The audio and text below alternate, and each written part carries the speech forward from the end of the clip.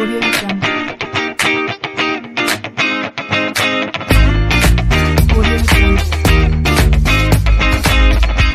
Hello everyone, my name is Astha and I am from BTTM second year student. Today we are talking about International Air Transport Association.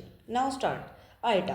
आज हम बात करने वाले हैं एक ऐसे ऑर्गेनाइजेशन के बारे में जो दुनिया भर की एयर ट्रैवल इंडस्ट्री को शेप करता है। आईटा यानी international Air Transport association.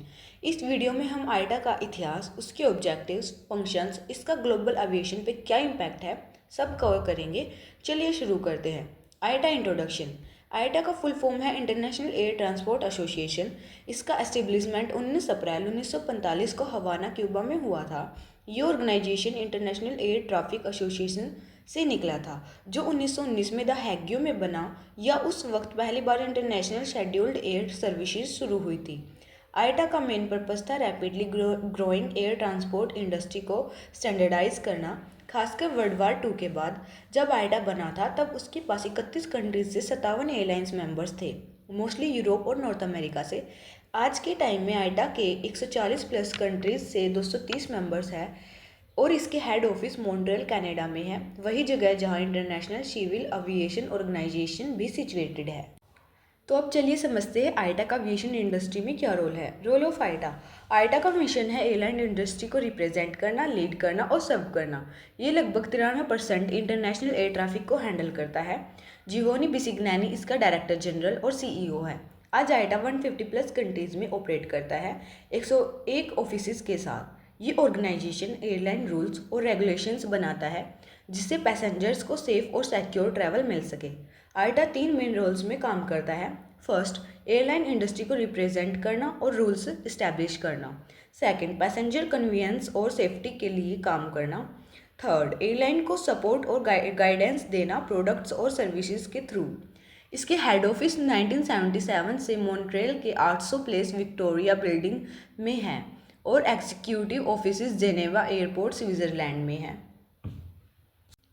Late us now talk about the main objectives of IATA.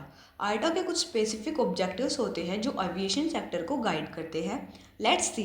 आईटा एक नॉन पॉलिटिकल और कमर्शियल रेगुलेटरी ऑर्गेनाइजेशन है जो अपने मेंबर्स के हर एक्शन को रेगुलेट करने की पावर रखता है। उसके कुछ इंपॉर्टेंट ऑब्जेक्टिव्स हैं।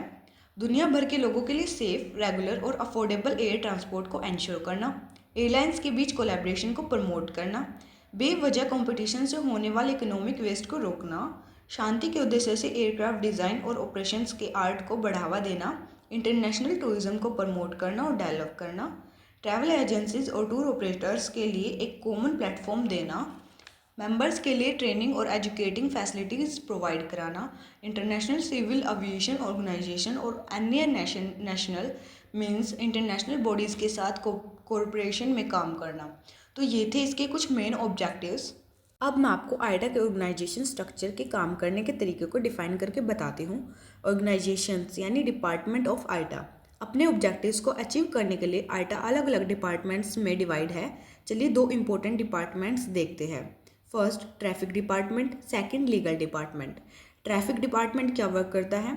एयर ट्रैफिक कोऑर्डिनेशन पर डिस्कशन के लिए प्लेटफॉर्म प्रोवाइड कराता है। मेंबर एयरलाइंस के कार्गो और ट्रैवल एजेंट्स की सर्विसेज को वेरीफाई करता है। ट्रेनिंग प्रोग्राम्स कोऑर्डिनेट करता है।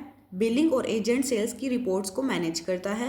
एयरलाइंस के शेड्यूलिंग प्रॉब्लम्स को सॉल्व करने में मदद करता है। एयर ट्रैवल से जुड़ी इशू पे इंडस्ट्री का रिप्रेजेंटेशंस करता है। फ्रॉड के खिलाफ अवेयरनेस कैंपेन्स चलाता है। सेकंड, लीगल डिपार्टमेंट एयरलाइंस के मेंबर्स को लीगल एडवाइस और इंटरप्रिटेशंस देता है। लीगल या रेगुलेटरी इश्यूज पर इंफॉर्मेशन पब्लिश करता है। इंडस्ट्री रिलेटेड पॉलिसीज बनाता है और ICAO जैसी ऑर्गेनाइजेशंस के सामने रिप्रेजेंट करता है। नाउ आईटा कई इंपॉर्टेंट फंक्शंस परफॉर्म करता है जो एयरलाइंस इंडस्ट्री के स्मूथ ऑपरेशंस के लिए जरूरी है। Now let's see functions of IATA. अब बात करते हैं आईटा के कुछ मेजर फंक्शंस की। फर्स्ट, सेफ, रेगुलर और अफोर्डेबल एयर ट्रांसपोर्ट प्रोवाइड करना। सेकंड, कोलैबोरेशंस के लिए एक प्लेटफॉर्म देना। थर्ड, अनरीजनेबल कंपटीशन को कंट्रोल करना। फोर्थ, एयरक्राफ्ट डिज़ाइन में इनोवेशन को बढ़ावा देना। फिफ्थ, कंट्रीज़ के बीच टूरिज्म को इनकरेज करना। सिक्स्थ, ट्रैवल एजेंट्स और टूर ऑपरेटर्स के लिए एक कॉमन प्लेटफॉर्म प्रोवाइड करना।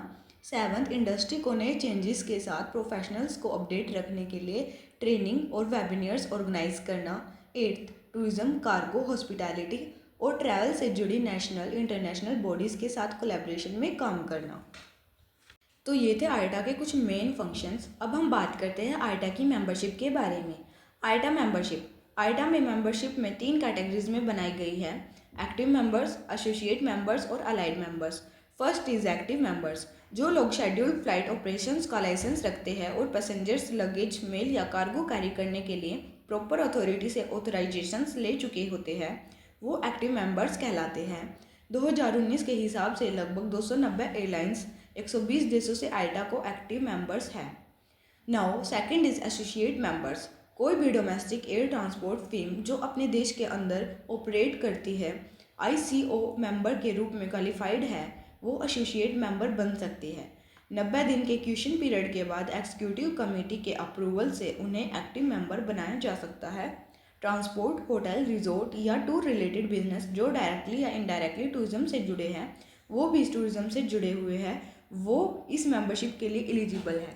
थर्ड इज अलाइड मेंबर्स, इस मेंबरशिप को लेकर कोई भी व्यक्ति या कंपनी एयरलाइंस के साथ बिजनेस कर सकती है, टिकट सेल या परचेज कर सकती है और आईटा का लोगो भी अपने बिजनेस में यूज़ कर सकती है। ट्रैवल एजेंसीज और टूर ऑपरेटर्स इसका एक कॉमन एग्जाम्पल है, लेकिन अलाइड मेंबर्स बनने के लिए एग्जीक्यूटिव कमेटी से एप्लीकेशन अप्रूवल लेना ज़रूरी होता है। तो ये थी आईटा के मेंबरशिप की कुछ मेन इन्फॉर्मेशन। चलिए अब बात करते हैं आईटा के नेविगेटिंग फ्यूचर चैलेंजेस के बारे में। आईटा को एविएशन इंडस्ट्री में कुछ बड़े ग्लोबल चैलेंजेस का सामना भी करना पड़ता है। ये है उसके कुछ major challenges. Climate change, target है कि 2050 तक net zero carbon emissions achieve किए जा सके। जियोपॉलिटिकल टेंशंस, ग्लोबल कन्फ्लिक्ट्स और पॉलिटिकल टेंशंस को मैनेज करने एविएशन के लिए एक बड़ी चैलेंज है। ग्लोबल क्राइसिस, पैंडेमिक जैसे सिचुएशंस के लिए रिसाइलेंस और प्रिपेयर्डनेस बनाना ज़रूरी है। रेगुलेशंस, नए ग्लोबल रूल्स और फ्रेमवर्क्स के हिसाब से अडेप्ट करना एविएशन ऑर्गेनाइजेशंस के लिए ज़रूरी होता जा रहा है। तो ये थे आईटा के फ्यूचर चैलेंजेस। तो अब हम आखिर में आईटा के कंक्लूजन को समझते हैं। कंक्लूजन, पिछले 80 सालों से आईटा एविएशन इंडस्ट्री में कोलैबोरेशन को बढ़ावा देता आ रहा है। सेफ्टी, स्टैंडर्डाइजेशन और ग्लोबल कनेक्टिविटी में इसका योगदान बहुत महत्वपूर्ण रहा है। तो आईटा के मिशन को सपोर्ट करके हम एयर ट्रांसपोर्ट को और बेहतर बना सकते हैं। Thank you everyone for listening carefully and attentively about आईटा।